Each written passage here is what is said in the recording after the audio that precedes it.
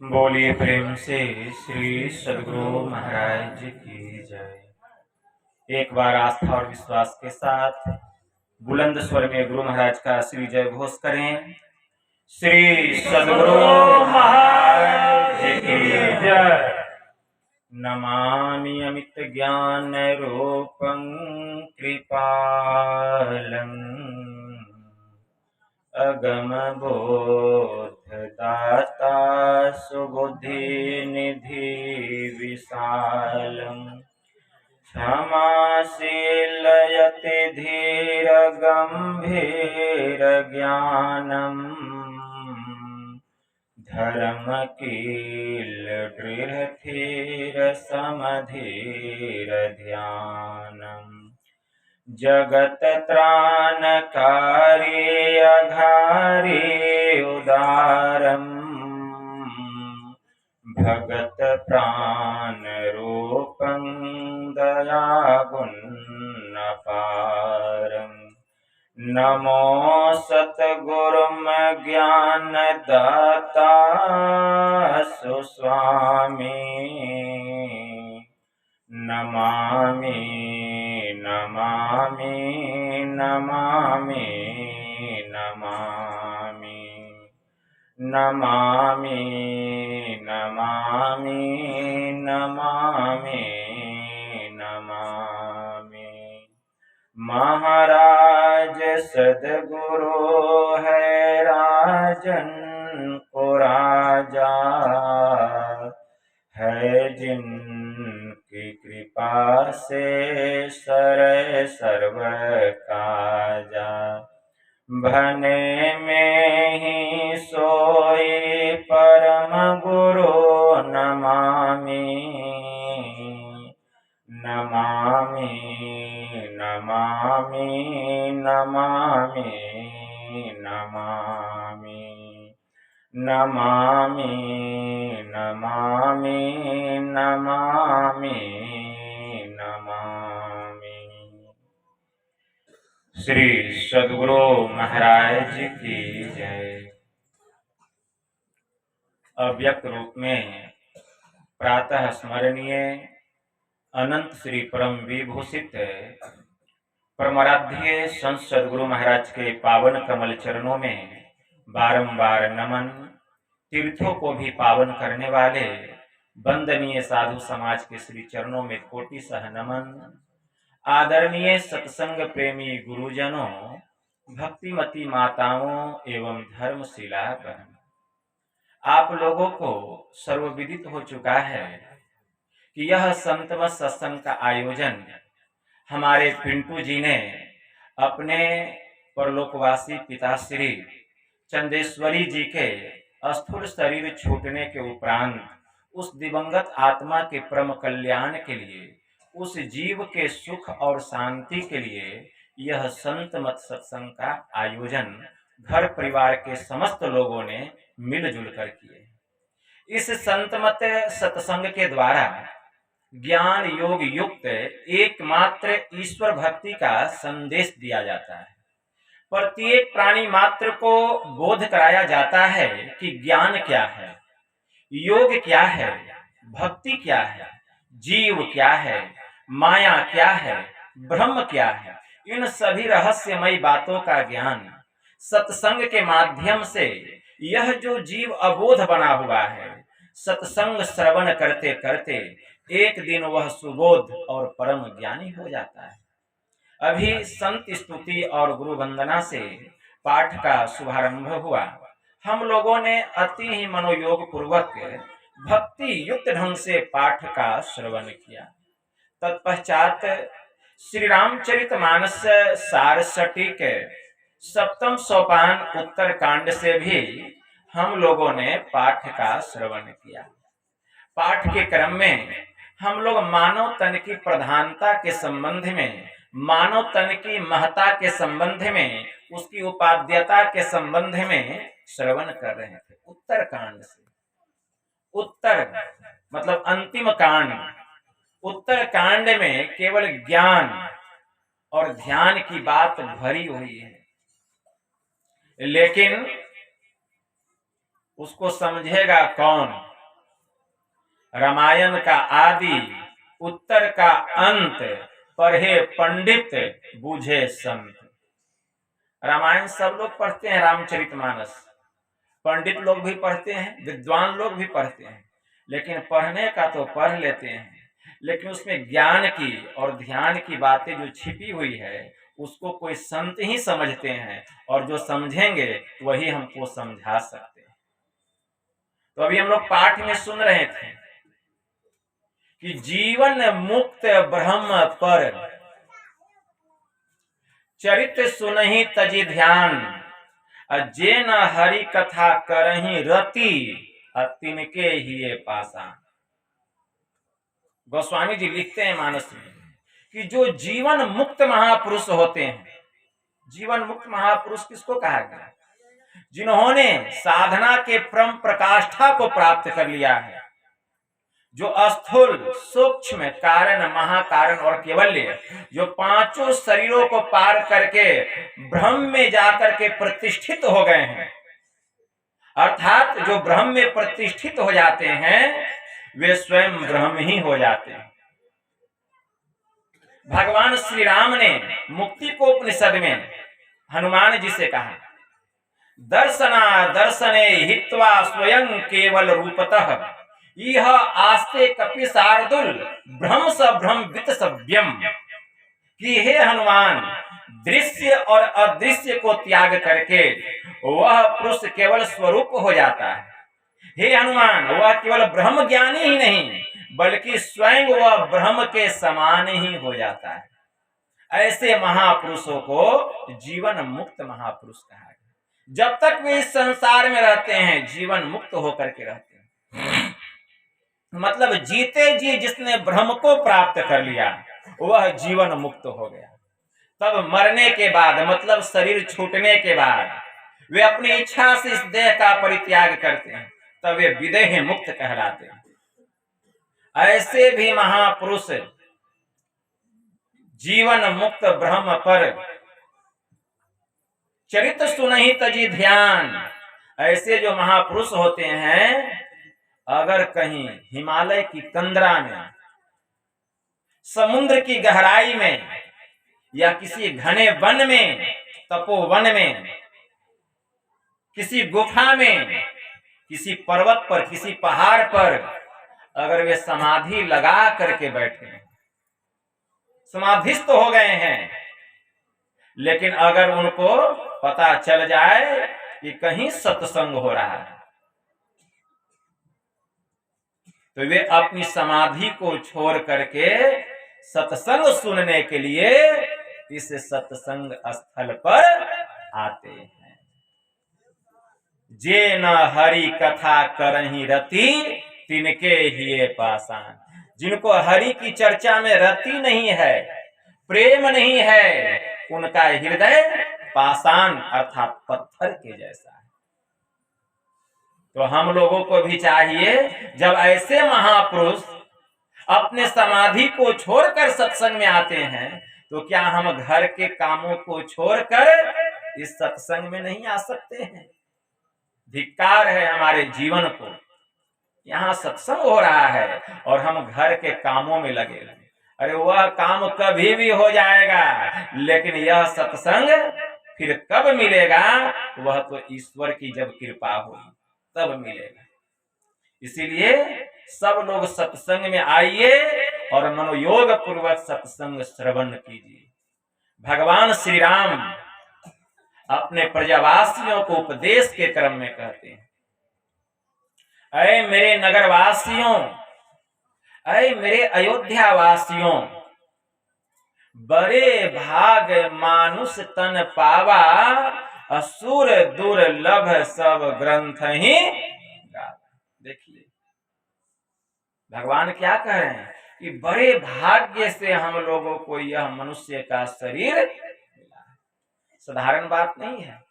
84 लाख योनियों में भटकने के बाद परम पिता परमात्मा को दया आई हम जीवात्माओं पर, आकर 4,84,00,000 जोनी भ्रमत यह जीव अविनाशी, फिरत सदा माया कर प्रेरा, अकाल कर्म स्वभाव गुण घेरा। कबहू की करी करुणा नर देही, देत ईस बिनु हेतु स्नेह। अकारण ही स्नेह करने वाले परमात्मा दया करके हम जीवात्माओं को पुनः फिर कहते हैं कि जाओ इस बार फिर मैं तुमको मनुष्य का शरीर देता हूं, दया करके बिना किसी कारण के यह मनुष्य का शरीर दिए। किस लिए? कि जाओ इस बार तो मेरी भक्ति करना। यह मनुष्य का शरीर मिला है बस एक ईश्वर की भक्ति करने के लिए। गोस्वामी जी ने क्या लिखा मानस में? देह धरी कर यही फल भाई, अब भजिए राम सब काम बिहाई। सभी प्रकार की कामनाओं को अपने मन से हटाकर, ठीक है ना। सब काम बिहाई का मतलब क्या हम खेती नहीं करें, व्यवसाय नहीं करें, नौकरी नहीं करें?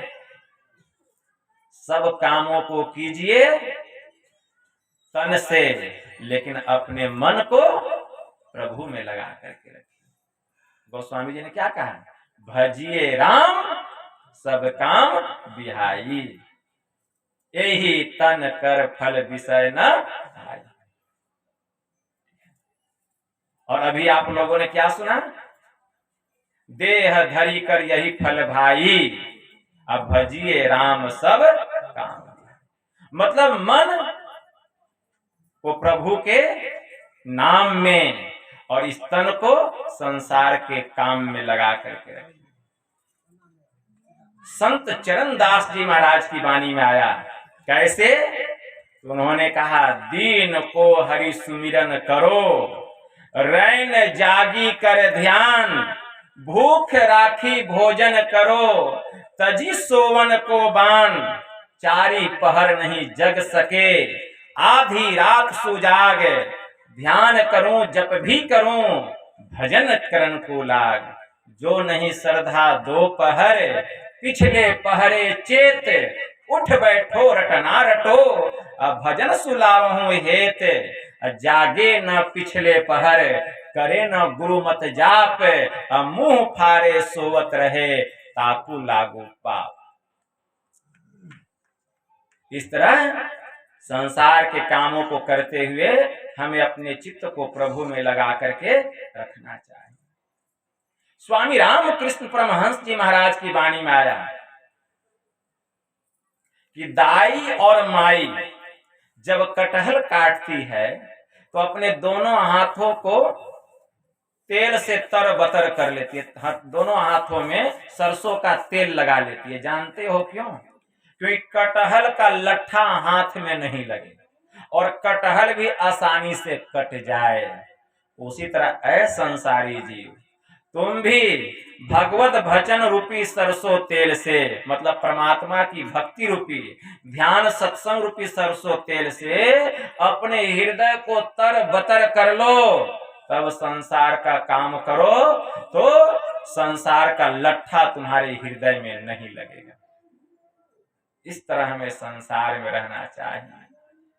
संत पलटू साहब की वाणी में आया, कमठ दृष्टि जो लावई, सो ध्यानी परमान, सो ध्यानी परमान, सूरत से अंडा सेवे, आप रहे जल माही, सूखे में अंडा देवे, जस पनिहारिन कलश भर मार्ग में आवे, कर छोड़े मुख बचन चित कलसा में लावे।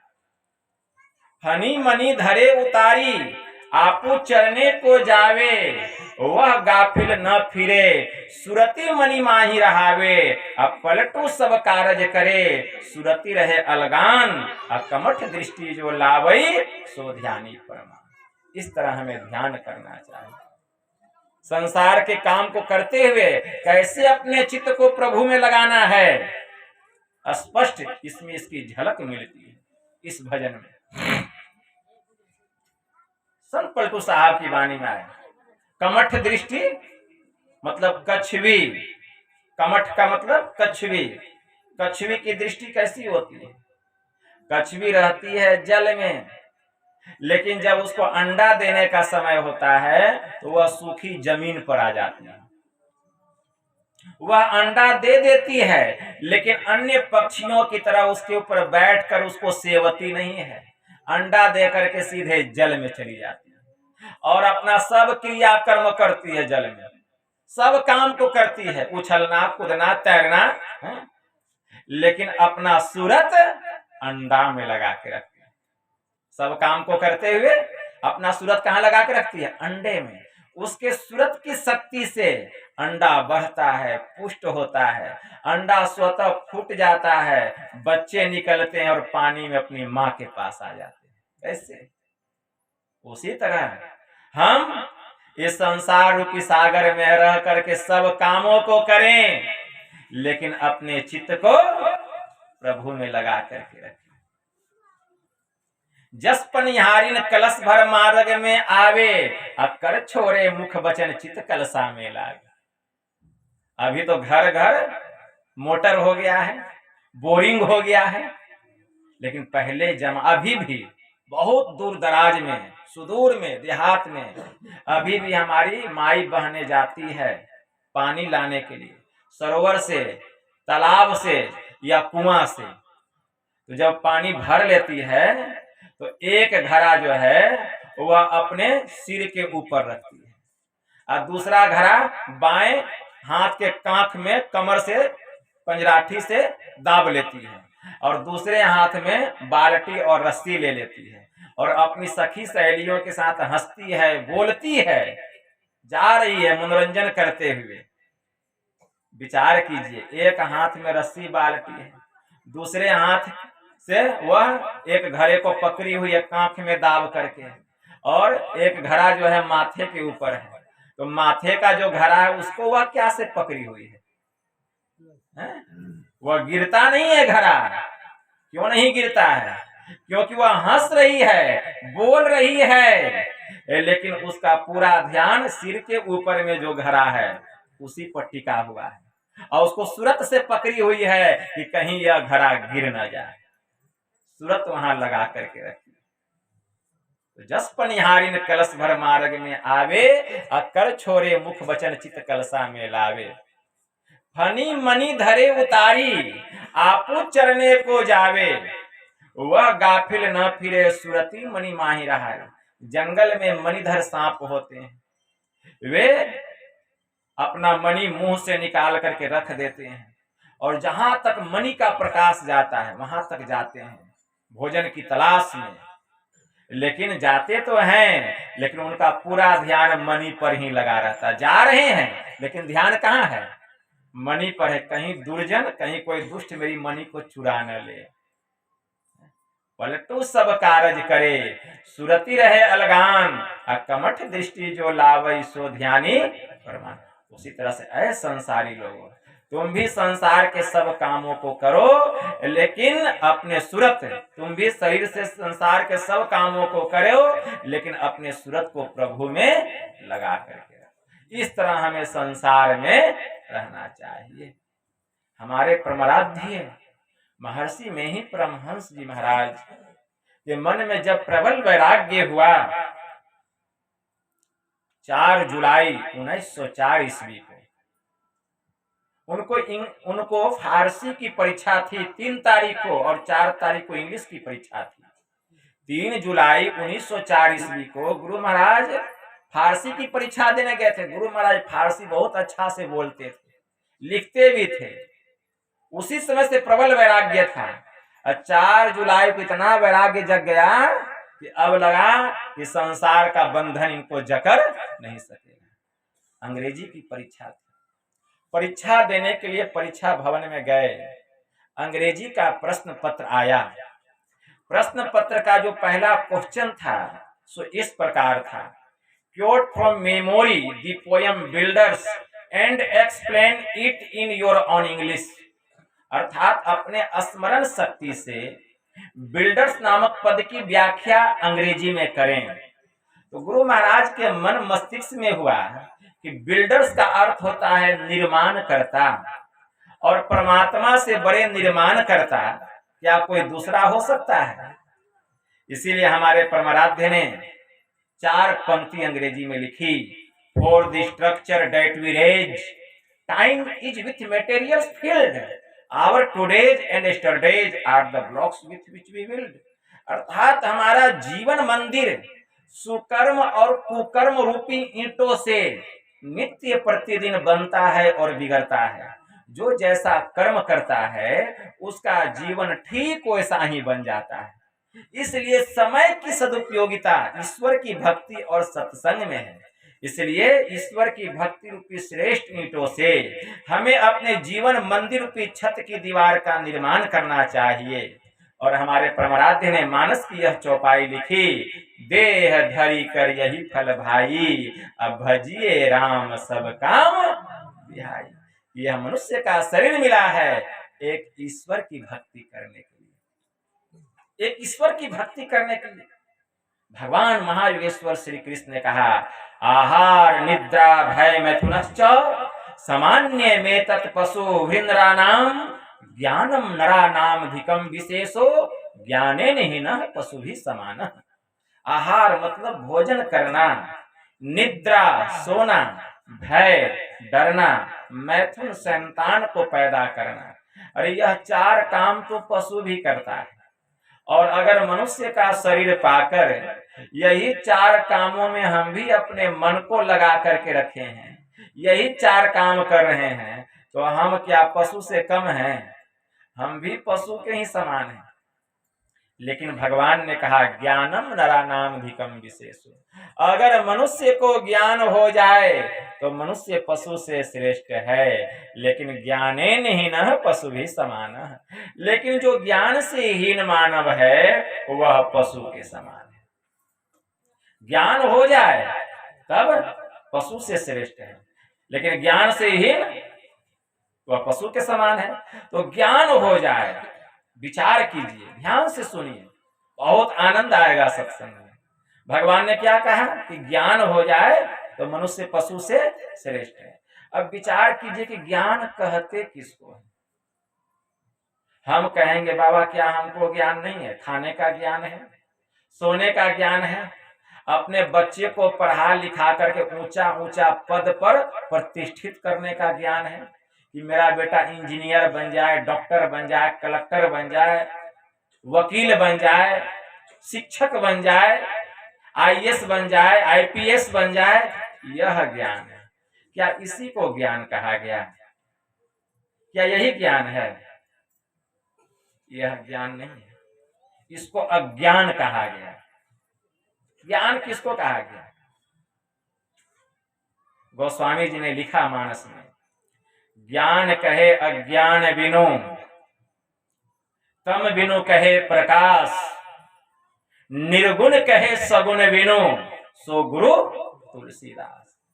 जो ज्ञान की बात तो करते हैं, लेकिन जिन्होंने अपने को अज्ञानता के मंडल से ऊपर उठा लिया, जो प्रकाश की बात करते हैं, लेकिन जिन्होंने कि अपने को अंधकार के मंडल से ऊपर उठा लिया है, जो निर्गुण निराकार ब्रह्म की बात तो करते हैं, लेकिन जिन्होंने कि अपने को सगुण सकार से ऊपर उठा लिया है, सो गुरु तुलसीदास। गोस्वामी जी कहते हैं वास्तव में वही गुरु कहलाने योग्य है।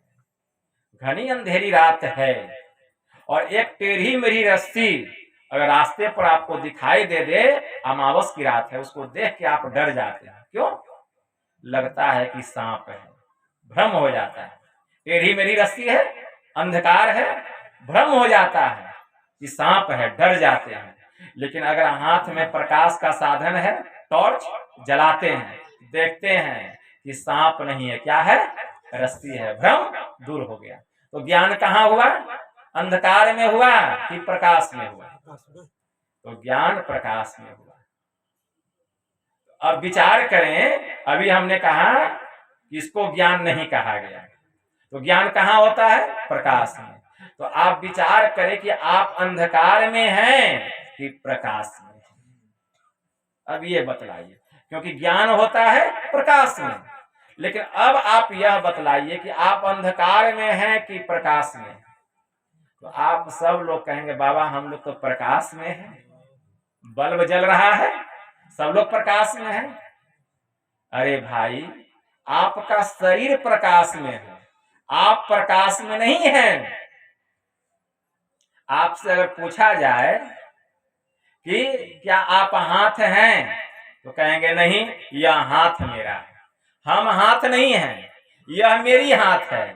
हम कान नहीं हैं, यह मेरा कान है। क्या सही बात है ना?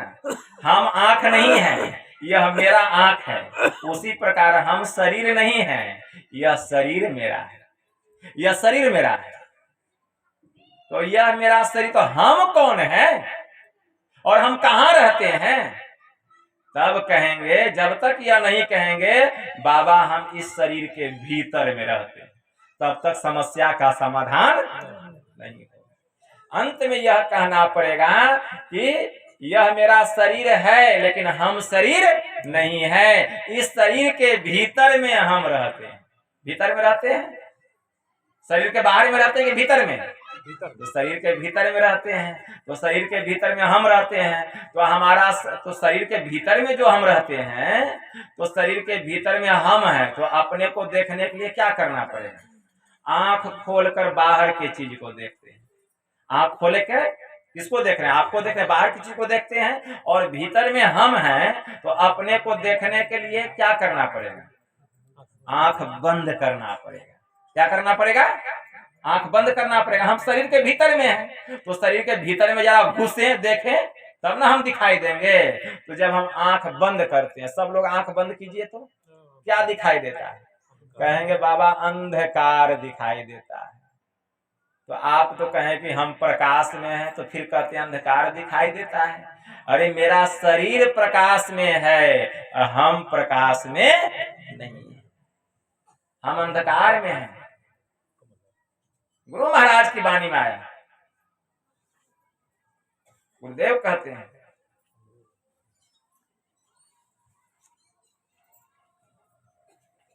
घट तम प्रकाश शब्द निःशब्द की कोठरी, चारों कोठरिया अहई अंदर घट कोठरी।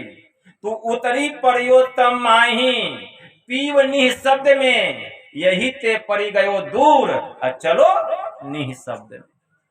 गुरु महाराज की वाणी कि घट तम प्रकाश शब्द निःशब्द की कोठरी, चारों कोठरिया अहई अंदर घट कोठरी।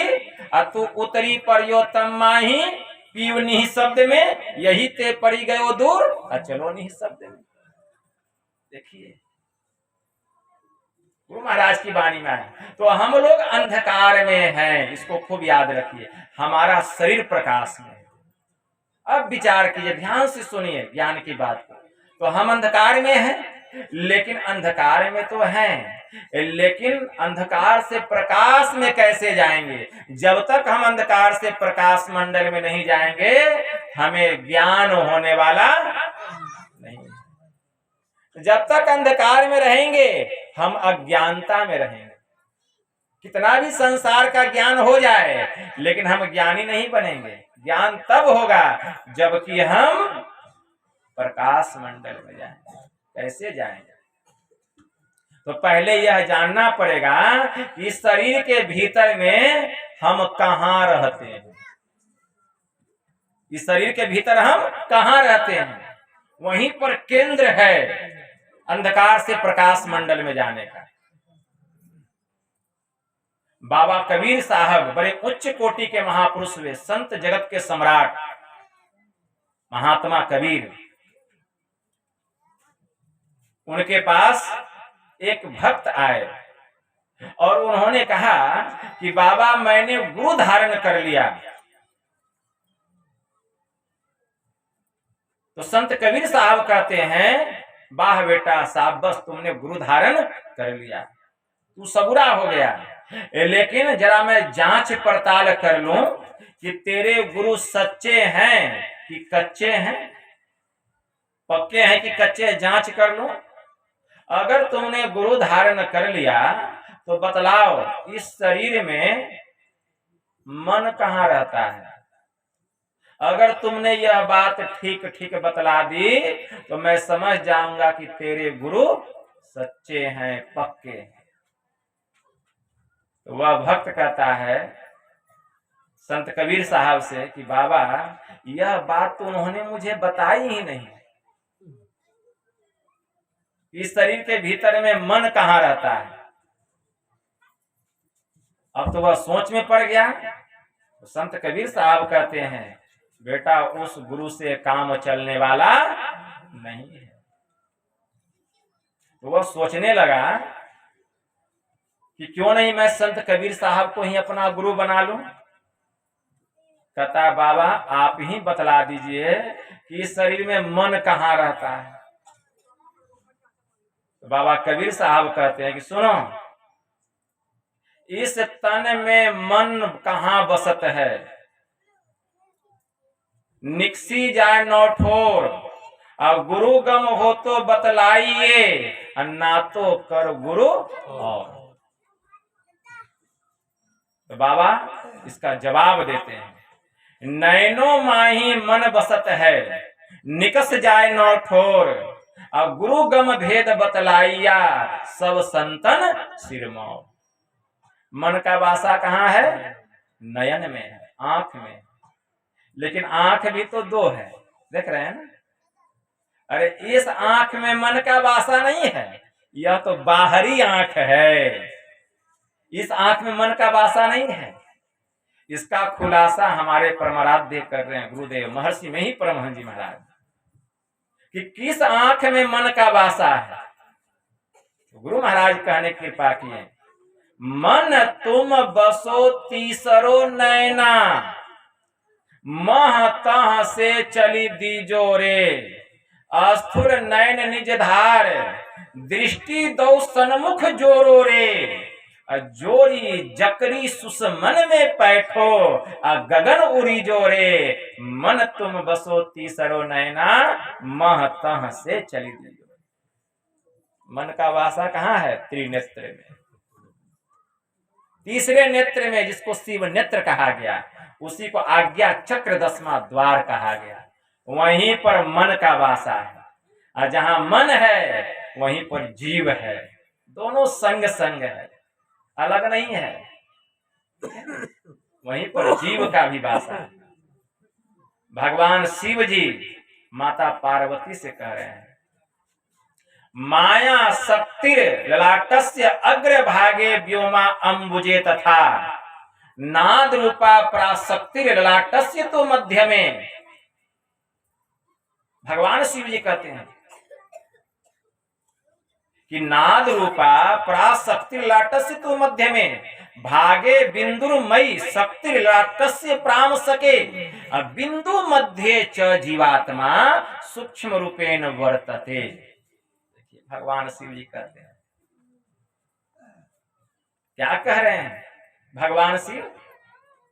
ललाटस्य अग्र भागे व्योमा अंबुजे तथा, मतलब आकाश रूपी कमल में ललाट के अग्रभाग में, अग्रभाग में, ललाट के सबसे अंतिम भाग, ललाट का सबसे अंतिम भाग में, जिसको शिखर कहा गया, चोटी कहा गया ब्रह्मांड का, वहीं पर परम पिता परमात्मा विराजमान है।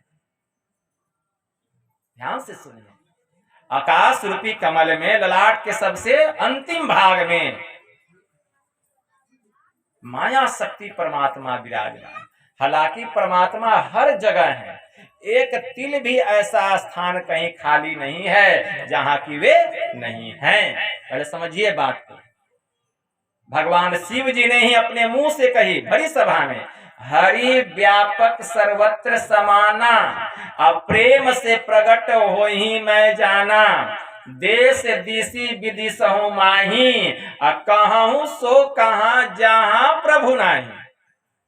बताओ कौन सा देश है, कौन सा स्थान है जहां वे प्रभु नहीं है? हरि व्यापक मतलब वे सर्वत्र हैं, सब जगह हैं। कहीं ऐसा कोई स्थान ही नहीं है जहां की वे खाली हैं। संत पलटू साहब की वाणी में आया, बैरागिन भूली आप में जल में खोजे राम, जल में खोजे राम जाई के तीरथ छाने, भर में चारों खूंट नहीं शुद्धि अपनी आने। फूल में जो वास वसत है काष्ठ में अग्नि छिपानी, अब खोदे बिनु न मिले अहे धरती में पानी। घृत दूध में बसे छिपी मेहंदी में लाली, ऐसे पूरन भ्रम कहूँ तिल भर कहूँ नहीं खाली। पलटू सत्संग बीच में करी ले अपना काम, अब वैरागिन भूली आप में जल में खोजे राम। देखते हैं मेहंदी की पत्तियां कैसी होती है, देखने में हरा, लेकिन उसके भीतर में लाली है। वह लाली कब प्रकट होता है? जब उसको हम तोड़ करके उसको पीसते हैं, पीस कर अपने हाथों में श्रृंगार करते हैं, तब देखिए आपका हाथ कैसा हो जाता है, लाल। इसका मतलब लाली है। अब बताइए उस मेहंदी के पत्ते में कहाँ लाली है और कहाँ नहीं है, बता सकिएगा? हम कहें बाबा इसके कन कन में लाली छिपा हुआ है ना। दूध है, दूध है, घृत दूध में बसे छिपी मेहंदी में लाली, और लेकिन उसमें घी भी है। अब हम पूछेंगे बताइए इस दूध में घी कहाँ है और घी कहाँ नहीं है? इसके कण कण में घी व्यापक है ना। धरती है, कहेंगे धरती में पानी कहाँ है और पानी कहाँ नहीं है? धरती के नीचे देखिए सर्वत्र पानी है ना। उसी प्रकार वह परमात्मा सब जगह है, एक तिल भी कहीं ऐसा स्थान नहीं है जहां वे नहीं है। एक फूल लीजिए गुलाब का, अब इसमें पूछेंगे बताइए इसमें सुगंधी कहाँ है और कहाँ नहीं है? कहेंगे बाबा सुगंधी व्यापक है इस फूल में, सब जगह है। उसी प्रकार वे परमात्मा सब जगह हैं, लेकिन सब जगह हैं लेकिन सब जगह मिलते नहीं हैं, मिलते नहीं। जब भी मिलेंगे कहाँ मिलेंगे? निज तन में खोज सज्जन, बाहर न खोजना, अपने ही घट में हरि है, अपने में खोजना। जब भी मिलेंगे अपने भीतर में मिलेंगे। कहाँ? तो भगवान शिव ने कहा ललाट के अग्र भाग में, अंतिम भाग में, ब्रह्मांड का जो चोटी है, शिखर है, वहीं परमात्मा का निवास है, वहीं परमात्मा का निवास है। भगवान शिव जी कह रहे हैं माया शक्ति लाटस्य अग्र भागे व्योमा अंबुजे तथा, नाद रूपा पराशक्तिर लाटस्य तु मध्य में। और लाट के मध्य भाग में नाद रूपा पराशक्ति, मतलब प्राप्रकृति चेतन मंडल, जहां की परमात्मा का सार शब्द हो रहा है, जहां उसकी अनुभूति होती है जब हम केवल्य अवस्था को प्राप्त करते हैं। चार जड़ मंडल को पार करके जो केवल्य मंडल में जाता है उसी को ब्रह्मनाद की अनुभूति होती है, उसी को इस ललाट का मध्य भाग कहा गया। भागे बिंदुर मई शक्तिर लाटस्य प्राम सके, बिंदु मध्य च जीवात्मा सूक्ष्म रूपेण वर्तते। ललाट के निचले भाग में, लाट का निचला भाग किसको कहा गया? दोनों आंख और नासिका का जो मिलन स्थान है, दोनों भवों के बीच में जहां हमारी माताएं और बहनें बिंदी लगाती है, वही ललाट का निचला भाग है। वहीं पर बिंदु रूपी शक्ति विराजमान है और उसी बिंदु के मध्य में जीवात्मा सूक्ष्म रूप में बैठा हुआ है। वही वह स्थान है जहां मन का वासा है, ठीक है ना। यह ध्यान योग के द्वारा प्रकट करना पड़ता है, तो वहीं पर हम हैं, इसको खूब याद रखें। यह जीव का वासा जागृता अवस्था में दोनों आंखों के मध्य में। ब्रह्मोपनिषद में एक मंत्र आया, जाग्रते स्वप्ने तथा जीवो गच्छत्या गच्छते पुनः, नेत्र अस्थम जागृत्रम विद्या कंठे स्वप्नम समाविशेत, सुसुप्तम हृदय अस्थम तु तुर्य मूर्धिन संस्थितम। भगवान शिव जी कह रहे हैं कि जागृत, स्वप्न और सुसुप्ति, यह तीन अवस्थाओं में जीव हमेशा आता है और जाता है। जागृता अवस्था में अभी सुने दोनों आंखों के मध्य में शिव नेत्र में जीव रहता है। स्वप्न जब हम देखने लगते हैं तो जीव कंठ में चला आता है, और गहरी निद्रा में यह सुसुप्ति की अवस्था में शरीर रूपी हृदय में रहता है। जब तक ये तीन अवस्थाओं में जीव आता जाता रहेगा, यह जीव सोया रहेगा, इसको ज्ञान होने वाला नहीं है, हम अज्ञानता में रहेंगे। समझ गए? तो अभी आप ज्ञान में है कि अज्ञान में है?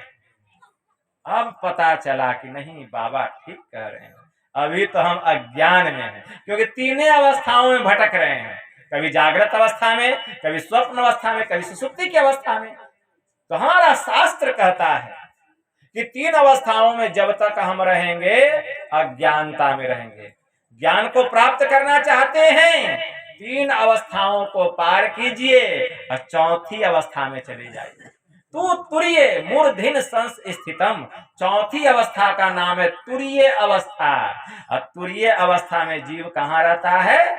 तुरीय अवस्था में जीव रहता है मस्तक में, ब्रह्मांड में। जब तक ब्रह्मांड में प्रवेश नहीं करेंगे, ज्ञान होने वाला नहीं है। जो प्रकाश मंडल में जाता है, जो दृष्टि की दोनों धारों को एक करके, जो दृष्टि की दोनों धारों को एक करके सुषुम्ना में प्रवेश करता है, वही ब्रह्मांड पर चढ़ाई करता है, वही ज्ञान मंडल में जाता है।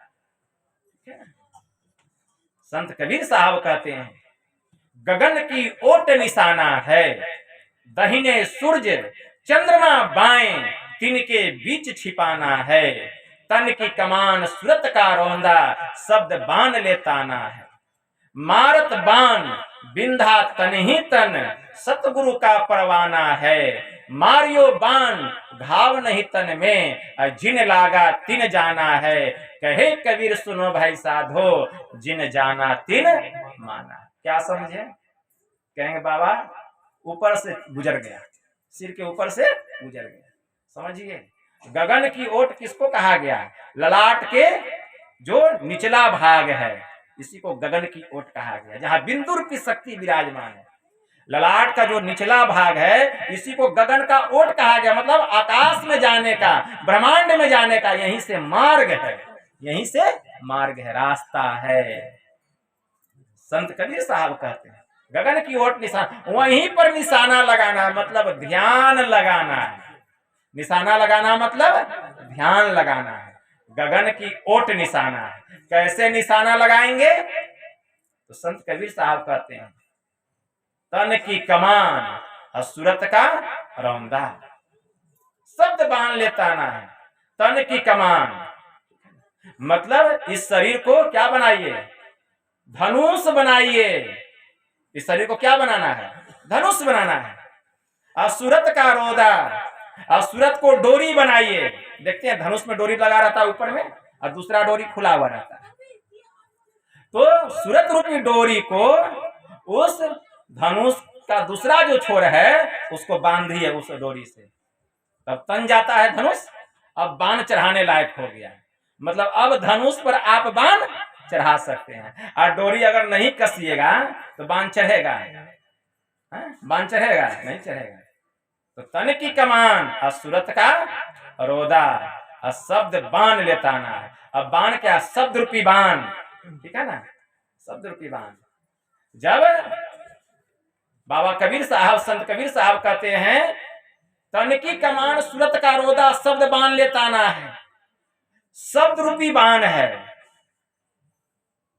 कहते हैं गगन किसको कहा गया? ये ब्रह्मांड को। सूर्य किसको क्या कहा गया? चंद्रमा किसको कहा गया? इसको भी समझना पड़ेगा। संत कबीर साहब कहते हैं कि गगन की ओट निशाना है, दाहिने सूर्य।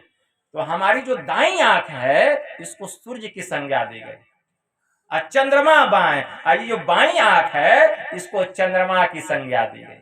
क्यों? हमारी जो बाईं आंख है यह ठंडी है, इससे जो धार निकल रही है प्रकाश की, इसको ठंडी नाड़ी कहा गया, इसको शीत नाड़ी कहा गया। और हमारी जो दाहिनी आंख है, ठीक है ना, इससे गर्म धार निकल रही है, तेज धार निकल रही है, इसको उष्ण नाड़ी कहा गया। एक है शीत और दूसरा है उष्ण, एक है ठंडी और दूसरी है गर्म। एक को कहा गया इंगला और दूसरे को कहा गया पिंगला। तो दाहिने सूर्य चंद्रमा बाएं तिनके बीच छिपाना है, और उन दोनों के मध्य में वो छुपा हुआ है क्या? सुषुम्ना। इसी को भगवान शिव जी ने कहा, इंगला भगवती गंगा, अब पिंगला जमुना नदी, इंगल पिंगल योर मध्य सुषुम्ना च सरस्वती। हमारी जो बाईं आंख है, इससे जो दृष्टि की धार निकल रही है, इसको इंगला नाम की नारी कहा गया। हमारी जो दाहिनी आंख है, इससे जो दृष्टि की धार निकल रही है, इसको पिंगला नाम की नारी कहा गया, और इन दोनों के मध्य में जो स्थान है, उसी को सुषुम्ना कहा गया। और उसमें जो प्रवेश करता है, तो भगवान शिव जी क्या कहते हैं? देखिए संत कबीर साहब में और भगवान शिव जी में कितना सामंजस्य पाया गया। भगवान शिव जी कह रहे हैं, इंगला भगवती गंगा पिंगला जमुना नदी, इंगल पिंगल योर मध्य सुषुम्ना च सरस्वती। उन दोनों के मध्य में जो स्थान है, उसी को सरस्वती, उसी को सुषुम्ना कहा गया। जो वहां डुबकी लगाता है, त्रिवेणी संगमो यत्र तीर्थराज सह उच्यते, तत्र स्नानम प्रकृवृत सर्व पापे प्रमुच्यते। जो उस सुषुम्ना में, क्योंकि उसी सुषुम्ना को तीर्थों का राजा तीर्थराज कहा गया, उसी को प्रयागराज कहा गया। जो उस तीर्थराज में एक बार डुबकी लगा लेता है, वह समस्त पापों से मुक्त हो जाता है, समस्त पापों से वह मुक्त हो जाता है। संत कबीर साहब कहते हैं, क्या कहते हैं? दाहिने सूर्य चंद्रमा बाएं तिनके बीच छिपाना है, उसी के मध्य में वो छुपा हुआ है। तन की कमान सूरत का रोदा शब्द बांध लेताना है। जो दृष्टि की दोनों धारों को मिला करके उस ओट में प्रवेश करता है, उस द्वार में प्रवेश करता है, वह अंधकार से प्रकाश मंडल में जाता है। और तब जो बाण चलना शुरू होता है, कौन सा बाण? शब्द रूपी बाण। शब्द रूपी बाण, शब्द रूपी बाण चल रहा है सूक्ष्म मंडल से, प्रकाश मंडल से, और वह बाण केंद्र पर लगा, सूक्ष्म मंडल के केंद्र पर। सूक्ष्म मंडल का केंद्र किसको बतलाया गया? त्रिकुटी महल को। उस केंद्र में लग करके उसको छेदते हुए कहां चला गया? कारण मंडल में। कौन? शब्द रूपी बाण कारण मंडल में गया। कारण मंडल का केंद्र कौन है? महाशून्य। वही बाण महाशून्य में प्रवेश कर गया, लेकिन शरीर को कोई तकलीफ नहीं हुआ, कोई कष्ट नहीं हुआ। एक एक शरीरों को भेदते हुए शब्द रूपी बाण कहाँ गया? महाकारण मंडल में। महाकारण मंडल का केंद्र भंवर गुफा को बतलाया गया। भंवर गुफा में वह बाण प्रवेश कर गया, और भंवर गुफा में प्रवेश करके कहाँ गया? सतलोक में चला गया। मतलब केवल्य मंडल, उसी को सतलोक कहा गया, उसी को प्राप्रकृति कहा गया, जिसको ललाट का मध्य भाग कहा गया। उसी सतलोक को प्राप्रकृति कहिए, सतलोक कहिए, चेतन मंडल कहिए, एक ही बात है। और फिर वही शब्द जब हमारी सूरत उस शब्द की अनुभूति करेगी, जो परमात्मा के पास से शब्द आ रहा है उस केंद्र पर, वही शब्द सभी शरीरों को भेदता हुआ सूरत रूपी जो बाण है, सभी मंडलों को पार करती हुई शब्द साधना के द्वारा सीधे कहां चली गई? परमात्मा के पास। लेकिन तन की कमान सूरत का रोदा शब्द बाण लेताना है, मारत बाण बिंधा तन ही तन। सतगुरु का परवाना है। लेकिन गुरु की कैसी कृपा है? शरीर में न कोई कष्ट हुआ, न कोई घाव हुआ, और न किसी प्रकार का दुख हुआ, बल्कि सुकून मिला, शांति मिली, अनुभव ज्ञान की प्राप्ति हुई। शब्द बाण लेता मारत बाण बिंधा तन ही तन, सतगुरु का परवाना है, मारियो बाण घाव नहीं तन में, जिन लागा तिन माना है, कहे कबीर सुनो भाई साधो, जिन जाना तिन माना है। तब हम प्रकाश मंडल, तब ज्ञान होगा, ऐसे ज्ञान नहीं होता है। तो इस प्रकार का जिसको ज्ञान हो गया, इसी को ज्ञान कहा गया। अब बाकी जितना है सब क्या है? अज्ञान है। तो इस ज्ञान को प्राप्त करने के लिए हमें इस सत्संग में आना पड़ेगा, सत्संग में आना पड़ेगा। संत कबीर साहब बड़े उच्च कोटि के महान संत थे। उनकी वाणी में आया, स्वरूप अखंडित व्यापी चेतनस्य चेतन, ऊंचे नीचे आगे पीछे दाहिने बाएं अनन्य, बड़ते बड़ा छोटते छोटा मीही ते सब लेखा, सबके मध्य निरंतर वह साईं, दृष्टि दृष्टि सो देखा, चाम चसम सो नजरी न आवे, खोजे रूह के नैना, चुन चगुन वजुद न मानो, ते सुभा नमुना ऐना। जैसे ऐना सब दर्शावे, जो कुछ भेष बनावे, जो अनुमान करे साहब का, सो साहब दर्शावे। जाही रूह अल्लाह के भीतर, ते ही भीतर के ठाई, अरूप अरूप हमारी आस है, हम तो दुनहों के साईं। जो कोई रूह आपनी देखा, सो परमार्थ को पेखा, कहे कबीर स्वरूप हमारा, साहब का दिल देखा। मतलब जो अपनी आत्मा को जानता है, वही परमात्मा को पहचानता है। इसलिए पहले अपने को जानिए। वास्तव में आत्मा में और परमात्मा में कोई अंतर नहीं है। आत्मा ही परमात्मा है। जिसको आत्मज्ञान की प्राप्ति हो गई, उसको ब्रह्म ज्ञान की प्राप्ति हो गई। इसीलिए आत्मा को जानने के लिए क्या करना पड़ेगा? ध्यान करना पड़ेगा।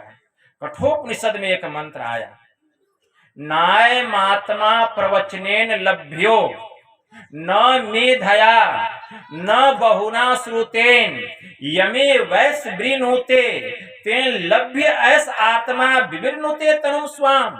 यह जो आत्मा है, नाना प्रकार के वेदाध्ययन के द्वारा ग्रहण होने योग्य नहीं है। बहुत लोग कहते हैं कि संत कबीर साहब वेद को नहीं मानते। संत कबीर साहब एक जगह क्या कहते हैं, वेद पुराण कहो कि न झूठा, और झूठा जो न विचारा। जो उसका चिंतन नहीं किया वही झूठा है। वेद पुराण को झूठा नहीं कहते हैं। वेद पुराण कहो कि न झूठा, और झूठा वह जो न विचारा, जो उसका विचार नहीं किया। ज्ञान की बात भरी हुई है। तो मैं कह रहा था कि नाय महात्मा प्रवचनेन लभ्यो, न मेधया न बहुना श्रुतेन। यह जो आत्मा है, नाना प्रकार के वेदाध्ययन के द्वारा ग्रहण होने योग्य नहीं है। न मेधया न बहुना श्रुतेन, यह जो आत्मा है, बहुत अधिक धारणा शक्ति के द्वारा भी ग्रहण होने योग्य नहीं है। न बहुना श्रुतेन, अगर कोई सोचे कि हम बहुत सत्संग सुना करके किसी को उस आत्मा का ज्ञान प्राप्त कर लेंगे, यह भी होने योग्य नहीं। तब कैसे होगा? यमे वैस विवृणुते, तेन लभ्य ऐस आत्मा विवृणुते तनुम स्वाम। साधक जिस आत्मा का वर्णन करता है, उसी वर्णन किए हुए आत्मा से आत्मा अपने स्वरूप को प्रकाशित करती है, और उसी प्रकाशित आत्मा से आत्मा का ज्ञान होता है। पहले अपना ज्ञान होता है और उसके बाद ब्रह्म की पहचान होती है। सदा के लिए हम दुखों से छूट जाते हैं। लेकिन यह कैसे होगा? आत्मज्ञान प्राप्त करने के लिए क्या करना पड़ेगा? ध्यान करना पड़ेगा। और ध्यान करने के लिए क्या करना पड़ेगा? जुक्ति जाननी पड़ेगी। भक्ति करने की जुक्ति चाहिए ना। भक्ति करने की जुक्ति चाहिए। बिना जुक्ति का भक्ति होता है क्या? परम पूज्य साई स्वामी जी महाराज की वाणी में आया, ध्यान से सुनिए। परम पूज्य साई स्वामी जी महाराज की वाणी में आया, सत्संग बिना सोचो मानव, जग में वह ज्ञान कहाँ होगा। जिस ज्ञान की छाया में जाकर अपना कल्याण महा होगा। सत्संग में संत वचन रूपी ज्ञान की गंगा बहती है, इसमें अवगाहन यदि न किया तो सतपथ का ज्ञान कहाँ होगा। मुक्ति का मार्ग भक्ति है, जो जुक्ति बिना नहीं होती। और जुक्ति से यदि भक्ति न किया तो भव से त्राण कहाँ होगा। मुक्ति का मार्ग क्या है? भक्ति। जब तक भक्ति नहीं करेंगे, मुक्ति मिलने वाली नहीं है। और उसका मार्ग क्या है? भक्ति। लेकिन भक्ति करने के लिए जुक्ति चाहिए। जुक्ति चाहिए। एक महात्मा जी थे, वे राम नाम का टेक लगाते थे और घर घर भिक्षा मांगते थे। एक घर में वे भिक्षा मांगने के लिए गए और एक सुग्गा जो था वह सोने के पिंजरे में बंद पड़ा हुआ था। अब महात्मा जी टेक लगाते हुए गए, राम नाम करे और भव सागर तरे। राम नाम करे और भव सागर तरे। वह सुग्गा सुन लिया। वह सुग्गा भी बोलता है, नहीं महात्मा जी, राम नाम करे और लोह पिंजर परे।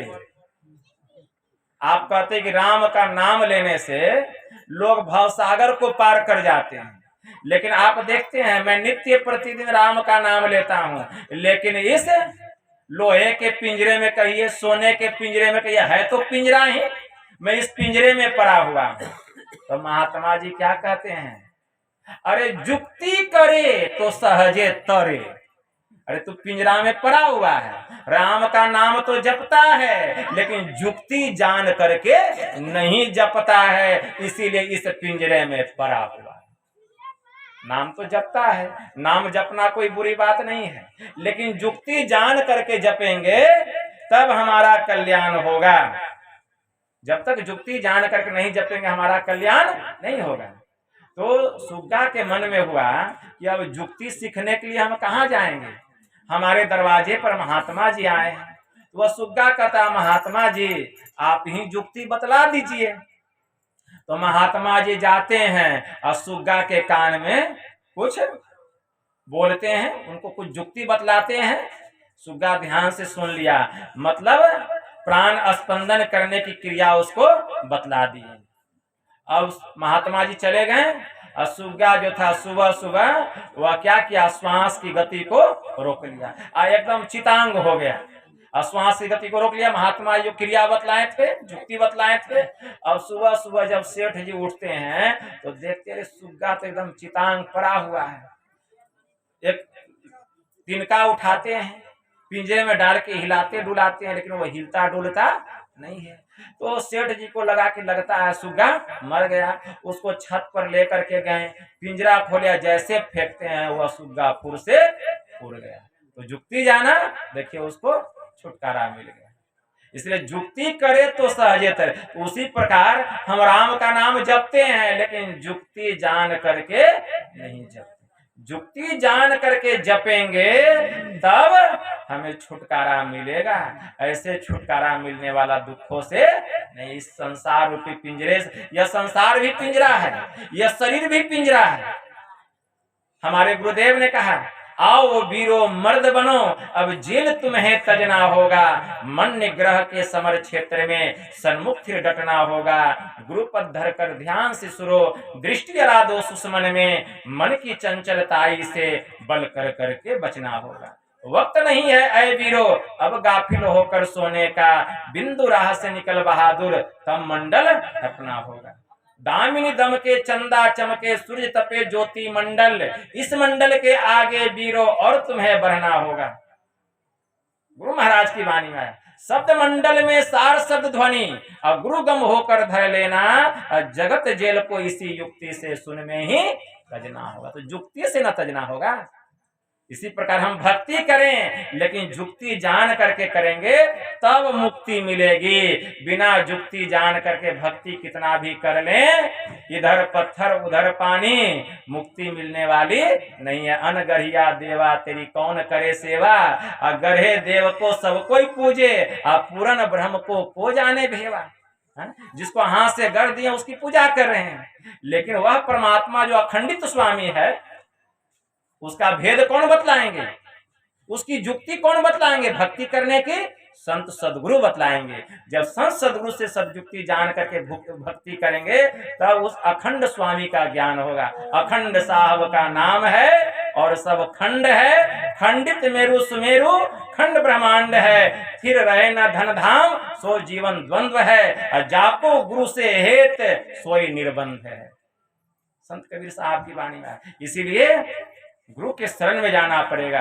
भगवान महायोगेश्वर श्री कृष्ण ने कहा, तद्विधि प्राणी पातेन परिप्रश्नेन सेवया उपदेशयन्ति ते ज्ञानम अज्ञानिन अस्व तत्वदर्शिनी।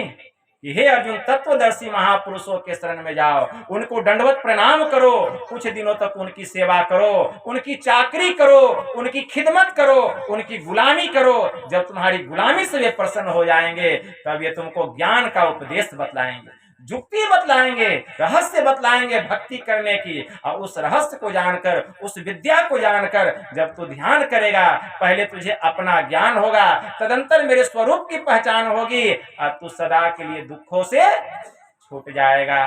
तो समय बहुत हो चुका है, हम लोग फिर अगले दिन भरपूर रूप में सत्संग श्रवण करेंगे। बस यही थोड़ा सा मैं आप लोगों की सेवा में कहा, क्योंकि भोजन भी तैयार है, आप लोग महाप्रसाद ग्रहण करेंगे। बोलिए प्रेम से श्री सद्गुरु महाराज की जय।